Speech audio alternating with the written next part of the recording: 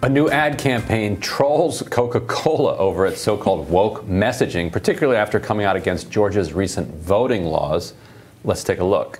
We taught the world to sing in perfect harmony. Just drink Coke, the road to obesity. At Coke, we say we're woke. We sell drinks bad as smoke. China is our labor supplier that drives our stock price even higher. What the world knows today, obesity won't go away. Coca-Cola diabetes is here to stay. That's a real thing. What the world knows today, obesity won't go away. Diabetes is here to stay. That's a real thing. Coca-Cola. I feel like we just watched a boomer fever dream. I feel bad for the kid cast in that role. Not that much unlike a normal Coke ad. Yeah, I couldn't tell the difference. Except for some of it. Woke Inc. author and biotech entrepreneur Vivek Ramaswamy applauded the ad on Fox News. Well, look, I think Coca-Cola, Bill, is among those companies that has mastered the art of blowing woke smoke. That is, using progressive values to cover up their actual business practices. It's a lot easier for them to talk about voting laws in Georgia than it is to reduce their own reliance on slave labor in China. It's a lot easier for them to teach their employees how to be less white than it is to reckon with their own role in fueling a nationwide epidemic of diabetes and obesity, by the way, in the black community that they profess to care so much about. And so when these CEOs wade into politics, Bill, they try to have it both ways. They want to force their values down our throats, but without democratic accountability. That's why I like what consumer research is doing, is they say you don't get to have it both ways. If you're going to wade into politics, then we're going to hold you politically accountable and not allow you to avoid debate on these contentious social issues. So I'm glad to see what they're doing. Okay, well, that's mostly true. There's a lot of good stuff in there, but I mean, I think that ad may not have been the most effective vehicle for the argument. Right? Yeah, I don't, not so sure at all. Yeah, who's going to want to watch that again? But yeah. So, and before we get into today's new Hill-HarrisX data, a previous survey touched on this issue when Coca-Cola and other companies spoke out against Georgia's election laws.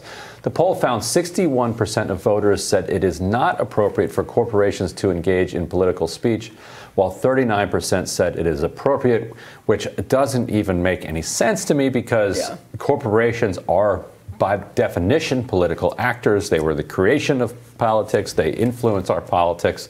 There's even an entire wing of the Democratic Party we call the corporate wing of the party. So hearing that corporations are not supposed to engage in politics is a little odd. I guess what people are saying is they don't actually want them weighing in on cultural issues. I think, it's actually kind of an interesting distinction because I'm not sure people know how active corporations are in lobbying on some of the granular policy weeds issues on a daily basis here in Washington. But it is like, when you're asking this question, I think it's going to the go woke, go broke type dynamic, which doesn't exist, by the way. I mean, it may be in certain industries, but that's a cliche that's not entirely true. And so I think that's what it's getting at, like the shut up and dribble, go woke, go broke type of mentality. And I do think there's a lot of exhaustion with that. I think you see that in the ratings of like the NFL and of an ESPN. Like, I think that's actually a really real phenomenon, or it's a very real sense of exhaustion. But I'm not sure that question is getting at it. Right, and I think once we get into this survey data, it'll become quite clear why it is that Coca-Cola and other companies are going down this path. Right, and then all this raises the question, what does the term woke even mean to voters? We have some new data from Hill-HarrisX that's going to find out. Let's take a look at that.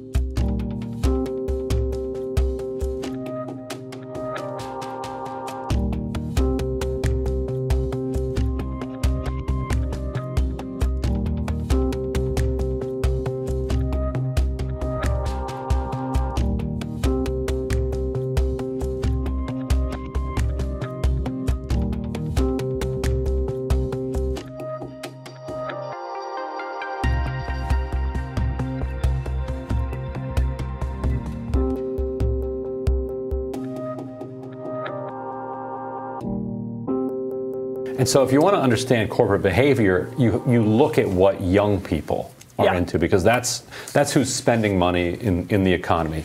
Corporations don't really care what boomers think anymore, and boomers might have a very hard time accepting that reality, but that's where we are. And so when you dive into the crosstabs of the poll here, if you look at the kind of 18 to 34 number, you find 61% of them saying that yes, they consider themselves to be woke, 72% saying being woke is a good thing, and 79% saying that wokeness is helping to develop and evolve the world toward a better place. Yeah.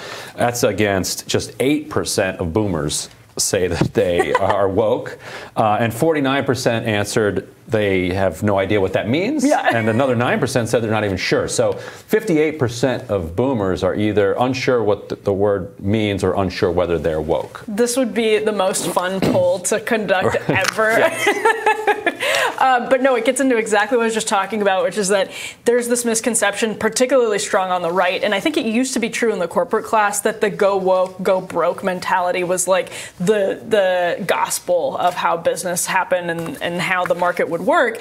And the best example was Nike. When Nike embraced Colin Kaepernick, there were a lot of people on the right saying, oh, Nike, you're in for a rude awakening. Like, you just made a terrible business decision. And there was this idea that they had acted against their business interests and in their political interests or their ideological interests. And that did not turn out to be the case. Kaepernick actually, if you're looking at the numbers, probably helped Nike. And it's because, again, Nike is looking at younger consumers, and that's who responded in Nike's business favor to the corporate campaign. And when you're looking at, for instance, FedEx stepping in and telling the Washington football team to change their name, what finally did that? What finally got Dan Snyder to cave on that? It was FedEx saying they didn't want their brand to be associated with old mascot.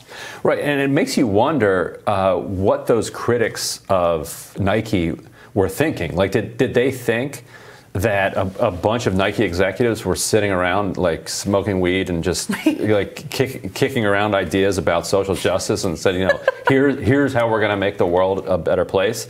Like, that's absurd. Of course they did millions of dollars worth of public research before doing that. Focus groups, polls, market research, sending people out to talk to people, and looking very specifically at the demographics of people who are not just buying their shoes, but buying lots of their shoes.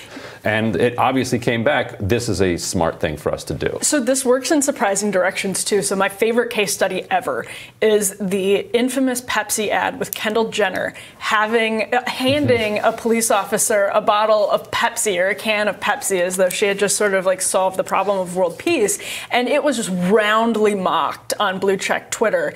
And it turned out in a poll, the ad actually did surprisingly well, particularly with minorities. People actually thought it was a good ad. And so the groupthink, the political groupthink doesn't always, or hive mind doesn't always have its finger on the pulse of what's happening in the business community with actual marketing. And that's important because boomers do watch, let's say, the Oscars. Why have Oscar ratings gone down? For a ton of reasons. Like, there are many, many reasons behind that have more to do with technology than politics. But there is especially an exhaustion, I think, with the politicization of previously non-excessively political forums. I don't know that I necessarily have a problem with it, but I think a lot of people in the country just feel bombarded by politics all the time. That does show up, I think, in the market, but not in the way that a lot of people think. This survey actually also found that voters identified wokeness more with issues versus politicians. The 4 things that most made a person woke were supporting racial equality, Black Lives Matter, LGBTQ plus rights, and fighting against income inequality. Ryan, what's your take on that? Yeah, that's mostly right. Like that. I mean, if I were trying to, just give a neutral definition of it, then that would work.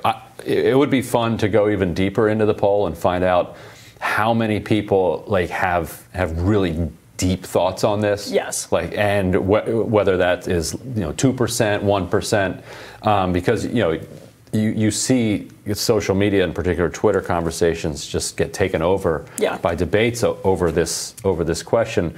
But in reality, most people view it on a much more surface level and just view it as just being supportive of advancements on those issues. This is actually a pretty important project, I think, is to understand the contours of the public's definition of wokeness, because it's totally tossed around so casually, by people like myself, I'll admit. I try to use it much more conservatively than other people do, but it is thrown around so much. It's probably the biggest buzzword in the political discourse right now. So understanding how people, the chart, it's really funny. It shows that like 18% of people said they thought the Proud Boys were associated with wokeness, and 44% of people said they were unsure. But again, I think, with a word that's used as casually and as generally as the word woke is, this is actually pretty helpful to see where people come down on it. Yeah. And according to a recent Axios report, an increasing number of Democrats are worried their party is becoming, quote, too judgmental,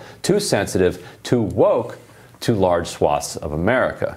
Yeah, this is interesting. Axios also reported that House Democratic candidates said the party needs to improve its appeal to rural voters, with strategists advising these candidates to steer clear from fancy language and focus on populist and economic policies. Actually, we covered a month ago, I think this might have been one of the first radars I did in June, James Carville talking about this exact dynamic. And I think people who work in these rural areas and work maybe in those swing districts, Obama-Trump districts, where Democrats have hemorrhaged support, they know that's true, but that doesn't mean people don't want to hear about Medicare for all. It means that they actually want to hear about it in a different way, and that you're maybe not going to penetrate the cycle with your message if you're also caught up in having these conversations about transgender bathrooms.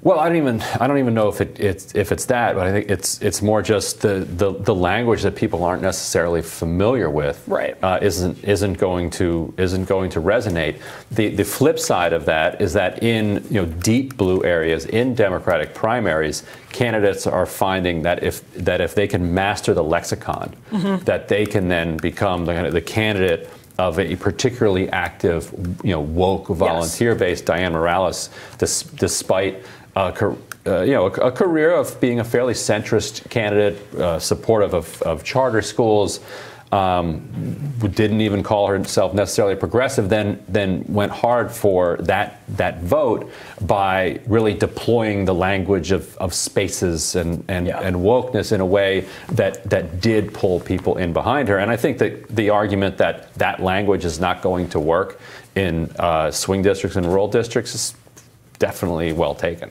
Yeah, and especially like we saw this, this was used a little bit in the New York example, and I'm not sure to how accurate it was, but like defund the police. Like there are some of these battles that because Democrats have to signal their in-group status with progressives who could completely torch them and create a nightmare for them on the campaign trail. We saw how terrified the Democratic establishment, that chill that went down their spine when AOC won. That's like, that's something that very much hangs in their minds. Cori Bush, some of these races send a chill down their spine, so they feel like they have to signal.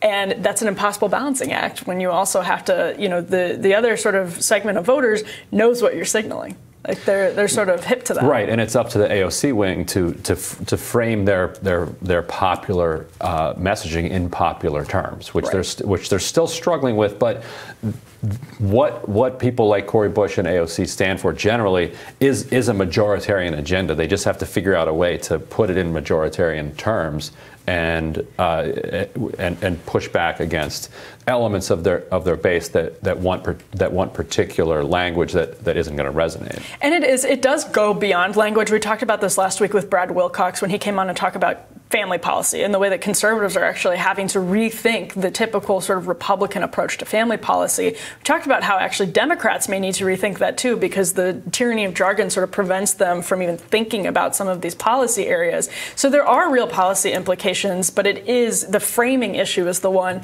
that's playing out in so many of these races, and it is really fascinating to watch. Yep.